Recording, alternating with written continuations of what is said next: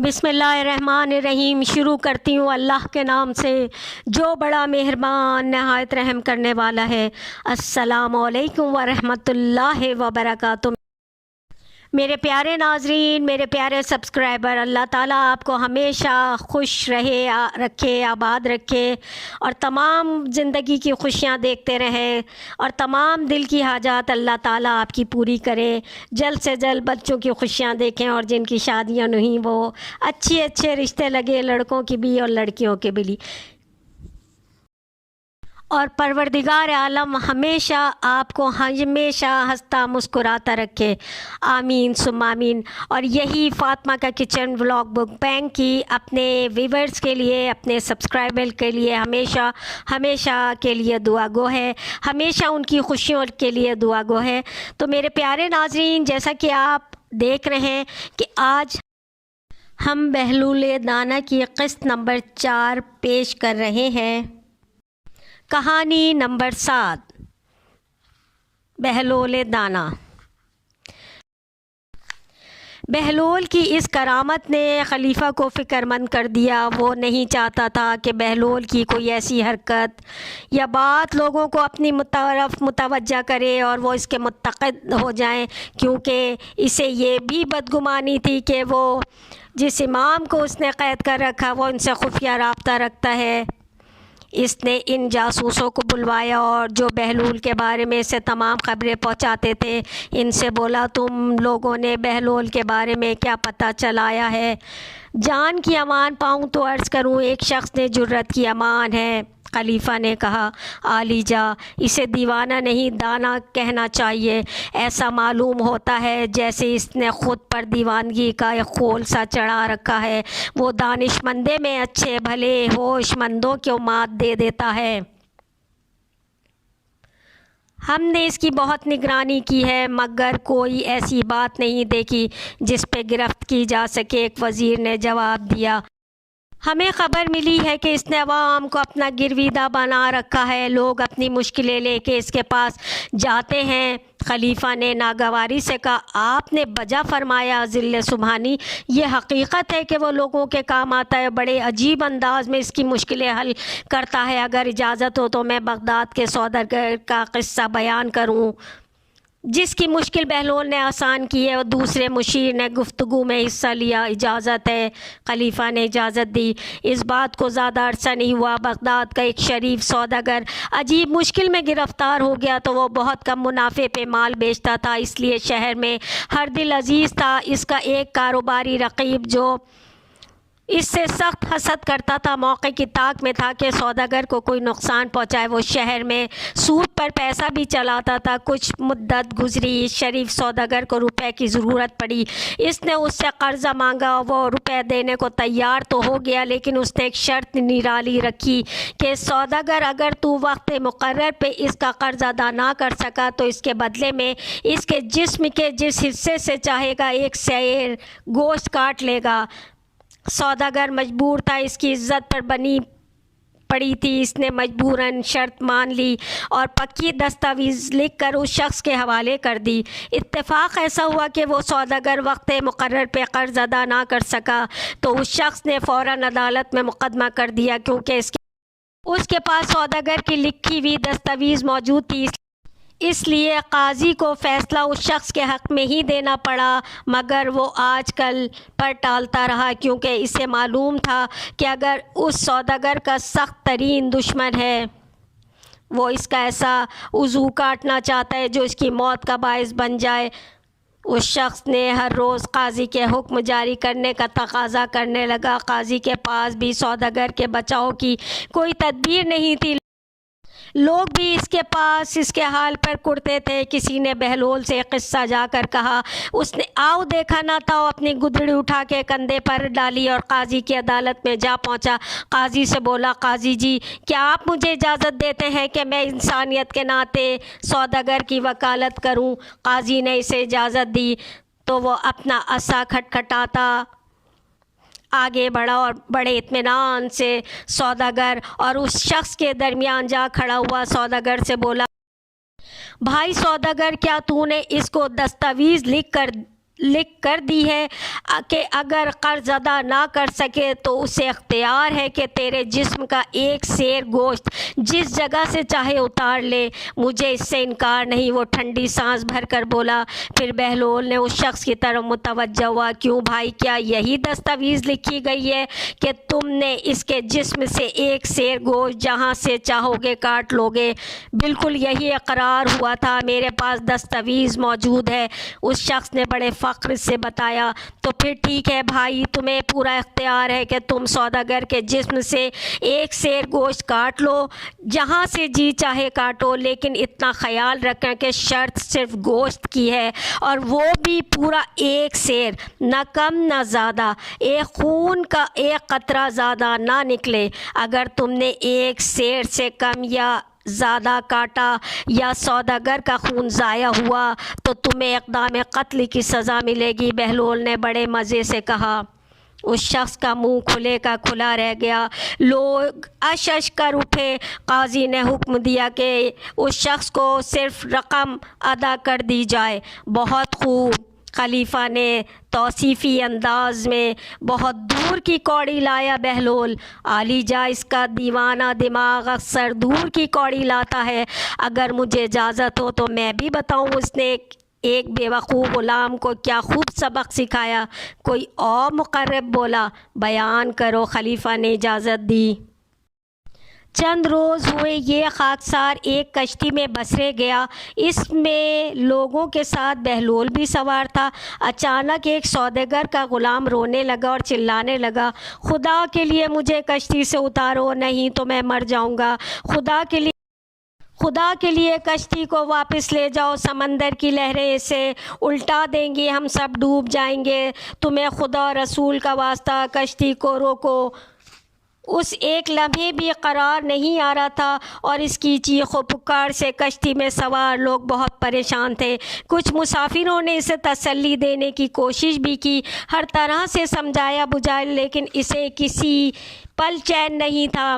بہلول نے غلام کے مالک سے کہا، جناب اگر آپ اجازت دیں تو میں آپ کے غلام کا خوف دور کروں، بیچارہ بہت پریشان ہے، نیکی اور پوچھ بھلا اس سے بہتر اور کیا بات ہوگی، اس کا کوئی بندوبست کرو، یہ تو خود پریشان ہی ہے، اس کی چیخ و پکار ہمارے دماغ پہ ہتھوڑی کی طرح برس رہی ہے، اللہ تمہیں جزائے خیر دے، اسے پرسکون کرو۔ سوداگر نے جلدی سے کہا۔ باقی لوگوں نے بھی اس کی ہاں میں ہاں ملائی۔ بہلول قریب بیٹھے ہوئے لوگوں سے کہا، بھائیو تمہیں زحمت تو ہوگی، ذرا اس بیچارے غلام کو اٹھا کے سمندر میں 3-4 ڈبکیاں تو دلوا دو۔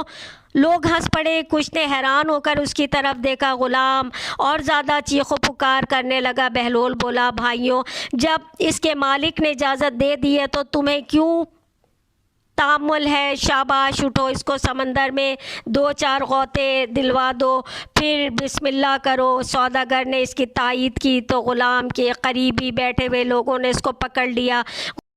غلام نے ویلا مچایا کہ آسمان سر پہ اٹھا لیا، بہت ہاتھ پیر مارے مگر اس کی ایک نہیں چلی۔ کچھ آدمیوں نے اسے مضبوطی سے پکڑ لیا، سمندر میں غوطے دینے لگے، بچاؤ بچاؤ کا شور مچنے لگا۔ چند لمحوں بعد بہلول نے کہا، یارو اس بیچارے پر ترس کھاؤ، اب بس کرو، اس کا علاج ہو گیا۔ مسافروں نے اسے واپس کھینچ لیا۔ اس نے ہانپتے کانپتے اپنے ناک اور منہ سے پانی نکالا، بال پوچھے، ایک کونے میں بالکل چپ چاپ بیٹھ رہا۔ باقی مسافروں نے حیرت سے اس کی طرح خاموشی کو دیکھا اور بہلول سے سوال کیا کہ اس نے یہ نسخہ کیوں کر ایجاد کیا جو اس قدر کارگر ثابت ہوا۔ بہلول نے ہنس کر جواب دیا، اس بیچارے کو کشتی کے آرام کی قدر و قیمت کا اندازہ ہی نہیں تھا۔ اس نے سمندر میں غوطے کھا کر اسے یہ نکتہ سمجھ میں آ گیا کہ کشتی سمندر کے مقابلے میں کتنی محفوظ ہے۔ خلیفہ مسکرایا، اس مسخرے کا بھی کوئی ایسا علاج کرنا پڑے گا جو دیوانہ بن کر لوگوں کو دیوانہ بناتا پھرتا ہے۔ ذل الہی نے بجا فرمایا، ہمارا اندازہ بھی یہی ہے کہ وہ دیوانہ نہیں ہے بلکہ دوسروں کو بے وقوف بنانے کے لیے ایسی حرکتیں کرتا ہے۔ کچھ روز پہلے تو ہمیں اس کا ثبوت بھی مل گیا کہ وہ دیوانہ، پاگل اور دانشمند میں تمیز کرنے کی صلاحیت رکھتا ہے۔ اس شخص نے کہا، جب بہلول کو پاگل پن کا دورہ پڑا تھا تو ایک تاجر نے غالباً فال نکالنے کے غرض سے بہلول سے پوچھا، جناب شیخ بہلول صاحب، مہربانی فرما کے مجھے مشورہ دیں کہ میں کون سا مال خریدوں جو نفع بخش ہو۔ بہلول نے بڑے اطمینان سے کہہ دیا، بھائی تم لوہا اور روئی خرید لو، اللہ تعالیٰ برکت دے گا۔ دیوانوں اور درویشوں کی باتوں سے اکثر لوگ فال لیتے ہی ہیں۔ اس نے بھی بہلول کی بات پہ عمل کیا، اتفاقاً اسے بہت زیادہ منافع ہوا۔ وہ 2-2.5 ماہ بعد پھر مال خریدنے کا ارادہ کیا تو سوچا کہ وہ پھر بہلول کی باتوں سے فال لے لی جائے۔ اس کے پاس آیا، یہ اپنی دیوانی حرکتوں میں لگا ہوا تھا۔ تاجر نے اسے بلایا تو اپنے عصا پر سوار ہو کے لخ لخ کرتا ہوا آیا۔ اس نے اس کی حالت دیکھ کر کہیں کہہ دیا، او پاگل بہلول، ذرا یہ تو بتا اس بار تجارت کے لیے کون سا مال خریدوں؟ بہلول فوراً بولا، جا بھائی پیاز اور تربوز خرید لے۔ اس احمق نے بغیر سوچے سمجھے اپنا تمام سرمایہ پیاز اور تربوز خریدنے میں لگا دیا۔ فصل کے دنوں میں تو ویسے ہی ان کی مانگ نہیں تھی، کچھ دن ذخیرہ کیے وہ سڑ گئے اور خسارہ اٹھانا پڑا۔ وہ غصے میں بھرا بہلول کے پاس آیا اور بولا، او بہلول، تو نے ایسا کیا مشورہ دیا تھا؟ میرا سارا سرمایہ ڈوب گیا، حالانکہ پچھلی بار تیرے مشورے سے مجھے بہت منافع ہوا تھا۔ بہلول بولا، حضرت، پہلے روز جب آپ مجھ سے مشورہ مانگا تھا تو جناب شیخ بہلول کہہ کے آپ نے مجھے آواز دی تھی، گویا آپ نے مجھے دانشمند سمجھ کے میرے وقار کا خیال کیا۔ میں نے بھی دانشمندی سے مشورہ دیا، لیکن دوسری بار آپ کو یاد ہے کہ آپ نے کیا گوہر افشانی فرمائی تھی؟ نہیں، تاجر کو یاد نہیں تھا۔ آپ نے فرمایا تھا، او پاگل بہلول، چونکہ آپ نے مجھے پاگل سمجھ کر مخاطب کیا تھا، اس لیے میں نے بھی آپ کو پاگل پن سے ہی مشورہ دیا تھا۔ بہت خوب، خلیفہ محظوظ ہوا، یہ تو ہوش مند دیوانہ ہے، اس کا کوئی بندوبست کرنا پڑے گا۔ آپ کا فرمانا بجائے، لیکن حضور، اس کی دیوانگی نے اسے عوام سے بہت قریب کر دیا، یہ مفت میں اس کی مشکلیں حل کرتا ہے، ہر غریب کے ساتھ اٹھ کر چل پڑتا ہے، اس پر ذرا احتیاط سے ہاتھ ڈالنا ہوگا۔ وزیر نے اظہار خیال کیا، ہوں، تو پھر تم ہی بتاؤ اس پر کون سی فرد جرم عائد کی جائے کہ عوام میں کوئی رد عمل نہ ہو؟ خلیفہ نے پوچھا، جان کی امان پاؤں تو ایک تجویز پیش کروں؟ ایک مشیر نے محتاط لہجے میں کہا۔ امان ہے، خلیفہ نے شاہانہ نحوست سے گویا احسان کیا، اس پہ الزام لگایا جا سکتا ہے کہ وہ انبیاء سلف کی توہین کرتا ہے، اس لیے اسلام سے خارج ہے اور واجب القتل ہے۔ اس نے بتایا، کوئی ثبوت؟ خلیفہ نے روب شاہی سے کہا، اس کا ثبوت بھی موجود ہے، گواہ بھی ہے۔ مشیر بولا، بیان کرو۔ خلیفہ نے تحکمانہ شان سے کہا، کچھ لوگوں نے بہلول سے حضرت لوط علیہ السلام کے بارے میں پوچھا کہ وہ کس قوم کے پیغمبر تھے، تو وہ کہنے لگا کہ ان کے نام سے ظاہر ہے کہ وہ باشوں عیاشوں کے پیغمبر تھے، لیکن لوگ اس کے پیچھے پڑ گئے، تو پیغمبر خدا کی شان میں گستاخی کرتا ہے۔ تو اس نے یہ کہہ کر اپنی جان بچائی، میں نے پیغمبر کی شان میں گستاخی نہیں کی، میں نے تو ان کی قوم کی بات کی ہے کہ اس کے تائید قرآن پاک میں موجود ہے۔ خلیفہ نے زیر لب مسکرایا اور بولا، نہیں، اس پر یہ الزام ثابت نہیں کیا جا سکتا، یہ دیوانہ بڑا حاضر جواب ہے اور دوسروں کو لاجواب کرنے کا ہنر بھی خوب جانتا ہے۔ عالی جا، ایسا ویسا حاضر جواب؟ اس نے تو آپ کے وزیر مملکت کا ایسا ناطقہ بند کیا کہ وہ موصوف تو بغلیں جھانکنے لگے تھے، حالانکہ وہ خود کو بہت حاضر دماغ سمجھتے تھے۔ ایک مشیر نے وزیر مملکت کا تذکرہ کیا جو اس وقت محفل میں موجود نہیں تھا۔ وہ قصہ کیا ہے، بیان کیا جائے؟ خلیفہ نے اجازت دی۔ عالی جا، ہوا یوں کہ ایک روز بہلول یہاں آیا تو اتفاقاً وزیر مملکت سے ملاقات ہو گئی۔ انہوں نے مزاحاً بہلول سے کہا، بہلول، مبارک ہو، ابھی حکم آیا کہ خلیفہ نے تجھے کتوں، مرغیوں اور سوروں کا امیر اور حاکم بنا دیا ہے۔ بہلول نے ایک لمحہ توقف نہیں نہیں کی اور بڑے رعب سے بولا، خبردار، اب ہمارے حکم سے سرتابی کی جرات نہ کرنا، اس حکم سے تو بھی میری رعیت ہو گیا ہے۔ اس نے یہ بات اتنی بے ساختگی سے کہی کہ وہاں موجود کوئی بھی اپنی ہنسی پر قابو نہ پا سکا اور وزیر مملکت کو وہاں سے ٹلنے پر ہی بنی۔ خلیفہ ہنسنے لگا تو اس نے خوشگوار مزاج سے شہپا کے مشیر کے کسی حاسد نے موقع غنیمت جان کے کہا، عالی جاں مشیر صاحب نے وزیر مملکت کا قصہ تو بیان کر دیا، لیکن ذرا ان سے بھی تو پوچھئے کہ پچھلے ہفتے حضرت بہلول نے ان کے ساتھ کیا کیا۔ خلیفہ نے اس کی جانب دیکھا اور بولا، کیا ہوا؟ وہ خفیف سا ہو گیا اور اس شخص پر قہر آلودہ نگاہ ڈال کر بولا، ذل الہی، حاسدوں کا کام دوسروں کو نیچا دکھانا ہے۔ تم نے وزیر مملکت کے ساتھ جو کچھ کیا اس کا نشانہ تمہاری اپنی ذات بھی بن گئی ہے، فوراً وہ قصہ بیان کرو۔ خلیفہ نے سرزنش کی، سرتابی کی مجال کس میں تھی؟ وہ خجل سا ہو کر اپنا قصہ اپنے آپ ہی کہنے لگا، عالی جاں، اس روز میں نے کھانے کے ساتھ پنیر بھی کھایا، شاید اس کا کوئی ریزہ میری داڑھی میں اٹکا رہ گیا، لیکن مجھے اس کی خبر نہیں تھی۔ شومی قسمت کے بہلول اس طرف آ نکلا اور مجھ سے پوچھنے لگا، مشیر صاحب، آج آپ نے ناشتے میں کیا تناول فرمایا ہے؟ میں نے ہنسی میں کہہ دیا کہ میں نے کبوتر کھایا ہے، تو وہ کہنے لگا، تبھی اس کی بیٹ آپ کی ریش مبارک میں اٹکی ہوئی نظر آتی ہے۔ خلیفہ بے ساختہ ہنس پڑا، واللہ کیا مسخرہ ہے یہ بہلول، کل اسے دربار میں طلب کرو، ہم خود اس سے بات کریں گے۔ کہانی نمبر 8۔ اگلے روز بہلول دربار میں حاضر تھا۔ خلیفہ نے اپنی زرنگار تخت پہ شاہی لباس پہنے بڑی تمکنت سے بیٹھا ہوا تھا۔ بہلول اپنی بوسیدہ پاپوش اور پیوند لگی گدڑی کے ساتھ اس کے حضور پیش کیا گیا۔ خلیفہ نے قہر آلودہ نگاہ اس پہ ڈالی اور خشمگین لہجے میں بولا، بہلول، تو بہت ہوشیار بنتا ہے، لیکن ہمیں پتہ چلا ہے کہ تو حکومت کے باغی امام کے دوست داروں میں سے ہے، انہی کے حکم پر تو دیوانہ بنا ہوا ہے تاکہ عوام کو ان کی طرف متوجہ کر کے ہماری حکومت کا تختہ الٹ دے۔ تو سمجھتا ہے کہ پاگل ہونے کی وجہ سے تیری کوئی پوچھ گچھ نہیں ہوگی، لیکن یاد رکھ کہ حکومت تیری طرف سے غافل نہیں ہے، تیری سب سرگرمیوں کی ہمیں خبر برابر ملتی ہے۔ بہلول نے مضحکہ خیز صورت بنائی، ظاہر ہے کہ تمہارے نمک حلال شکاری کتے صحیح اطلاع ہی لے کر آئے ہوں گے، تو اب خلیفہ مجھ سے کیا سلوک کریں گے؟ بھرے دربار میں مذاق اڑانے والے پر خلیفہ کو اور طیش آیا۔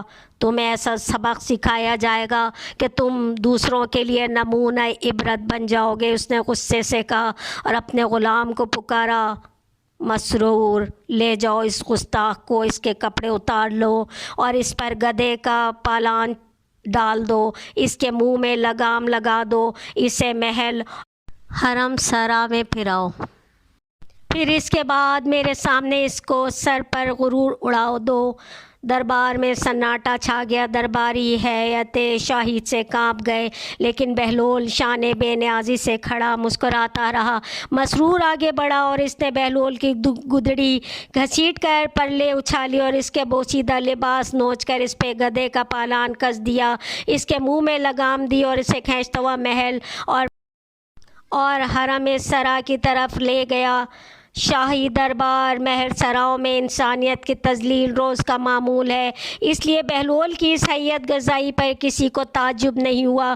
محل اور حرم سرا کے مکین انسانیت کی اس توہین کو تماشے کی طرح دیکھتے رہے۔ کسی نے سوچا کہ بہلول تو دیوانہ اسی لیے سزا کا مستحق نہیں، لیکن جان کے خوف نے زبانوں کو بند کر رکھا تھا، کوئی کچھ نہ کر سکا۔ مسرور نے اس کی لگام کھینچتا اسے دربار میں واپس لے آیا اور خلیفہ کے سامنے ادب سے جھک کے کہا، علی جاں، آپ کے حکم کی تعمیل ہوئی، کیا اس کو مارا جائے؟ خلیفہ نے ابھی کوئی جواب نہیں دیا تھا کہ ناگہاں اس کا وزیر دربار میں داخل ہوا۔ اس نے حیرت سے بہلول کی یہ حالت دیکھی اور بولا، بہلول خیریت تو ہے؟ ایسا کیا قصور ہو گیا کہ تم جو یہ حالت بنا رکھی ہے؟ بہلول ہنسا، جناب عالی یہ تو کچھ بھی نہیں ہے، ابھی تو مجھے مارا بھی جائے گا، مگر کس جرم میں؟ وزیر نے پوچھا۔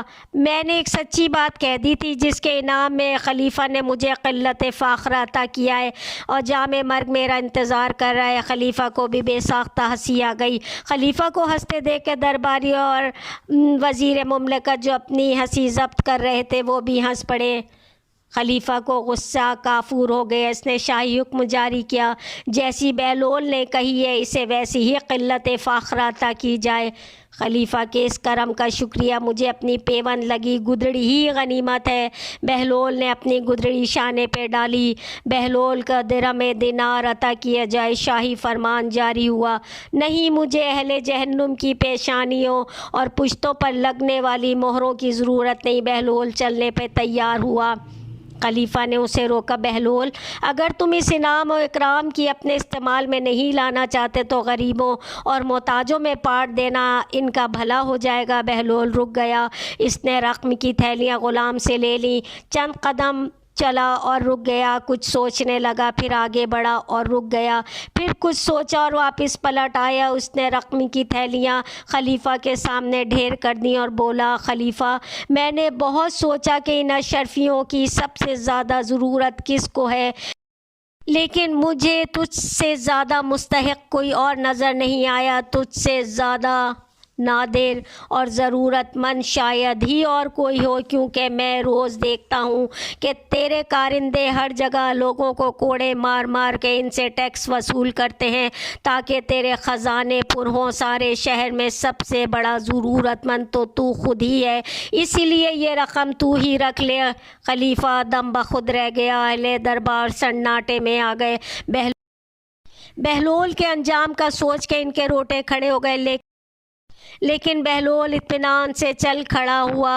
روکو روکو، اس دیوانے کو روکو! اچانک خلیفہ کی آواز گونجی۔ اہل دربار اس تصور سے کانپ گئے کہ اب بہلول کا تاب شاہی سے بچنا محال ہے۔ دو غلام تیزی سے آگے بڑھے، بہلول کو گھسیٹ کے خلیفہ کے سامنے لائے۔ خلیفہ کی آنکھیں نم تھیں اور پشیمانی نے اس کی آواز کو پست کر دیا تھا۔ وہ گہری سانس لے کے بولا، بہلول تیری دیوانگی ہم جیسے ہوش مندوں کے لیے ایک نعمت ہے۔ تیری اس بات نے میرے دل کو نرم کر دیا ہے۔ میرا دل چاہتا ہے کہ تجھ سے کچھ پند و نصیحت کی فرمائش کروں۔ غلاموں نے فوراً ہی بہلول کو چھوڑ دیا۔ وہ اپنی مخصوص شان بے نیازی سے گویا ہوا۔ خلیفہ پچھلے خلیفوں کی محلوں اور ان کی قبروں کو دیکھ کر عبرت حاصل کر۔ تو خوب جانتا ہے کہ یہ لوگ عرصہ دراز تک ان محلوں میں عیش و عشرت کی زندگی گزارتے رہے ہیں، اب قبروں میں پڑے پچھتانے اور افسوس کرتے ہیں کہ کاش انہوں نے اپنی آخرت کے لیے کچھ نیک اعمال اپنے ساتھ لے لیے ہوتے، مگر اب انہیں اس کا پچھتاوے سے کیا حاصل ہو سکتا ہے۔ ہم سب بھی جلد یا بد اسی انجام کو پہنچنے والے ہیں، جب یہ شاہی رعب و دبدبہ اور شان و شوکت کوئی کام نہیں دے گی۔ خلیفہ پر کپ کپی سی طاری ہو گئی۔ متصف لہجے میں بولا،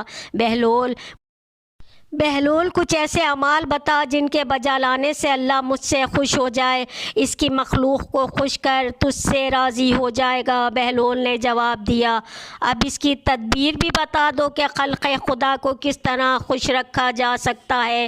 خلیفہ نے پوچھا، عدل و انصاف میں سب کو برابر کا درجہ دو، جو اپنے لیے مناسب نہیں سمجھتے دوسروں کو بھی اس کا مستحق نہ سمجھو، مظلوم کی فریاد توجہ سے سنو اور انصاف سے فیصلہ کرو۔ بہلول نے بردباری سے کہا، آفرین صد آفرین بہلول، مرحبا، تم نے کیسی حق بات کہی ہے، مرحبا۔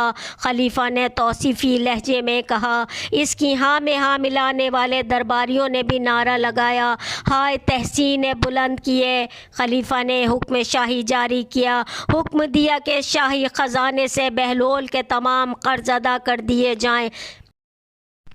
خلیفہ کبھی قرض سے بھی قرض ادا ہوا ہے؟ بہلول نے اسے مخاطب کر کے کہا، شاہی خزانے میں جو کچھ ہے وہ عوام کا مال ہے اور خلیفہ پر قرض ہے۔ تمہارے لیے یہی مناسب ہے کہ عوام کا قرض انہیں لوٹا دو۔ مجھے تمہارا احسان نہیں چاہیے۔ تو پھر بہلول کوئی اور خواہش بیان کرو، میں دل سے چاہتا ہوں کہ تمہاری کوئی آرزو پوری کروں۔ خلیفہ نے زور دے کے کہا، تو پھر میری خواہش اور آرزو یہی ہے کہ تم میری نصیحتوں پر عمل کرو، لیکن افسوس ہے کہ دنیا کی شان و شوکت اور اقتدار کا نشہ بہت جلد میری نصیحتوں کو فراموش کرا دے گا۔ اور یہ کہتا ہوا وہ دربار سے باہر نکل گیا۔ خلیفہ اور اہل دربار جھکے ہوئے سروں کے ساتھ خاموش بیٹھے رہ گئے۔ میرے پیارے ناظرین، میرے پیارے سبسکرائبر، بہلول دانا کی کہانی کا اختتام آج یہیں کرتے ہیں۔ پھر اگلی قسط میں آپ پھر دوبارہ بہلول دانا سے ملاقات کیجیے گا، تو انشاءاللہ اگلی قسط میں ملاقات کرتے ہیں۔ اس وقت تک کے لیے اپنا خیال رکھیے، اپنے جڑے لوگوں کا خیال رکھیے، اپنے ماں باپ کا، اپنے بچوں کا خیال رکھیے، اور سب سے بڑھ کر اپنا خیال رکھیے۔ اللہ پاک ہمیشہ آپ کو شاد اور آباد رکھیے۔ فاطمہ کا کچن ولاگ مکبنگ کی طرف سے ہمیشہ آپ کے لیے یہی دعائیں ہیں۔ اور اگر آپ کو یہ ویڈیو پسند آئی ہے تو زیادہ سے زیادہ اس کو لائک کیجئے، شیئر کیجئے اور چینل کو سبسکرائب کیجئے تاکہ اچھی سے اچھی ویڈیوز آپ کو ملتی رہیں۔ سی یو نیکسٹ ویڈیو۔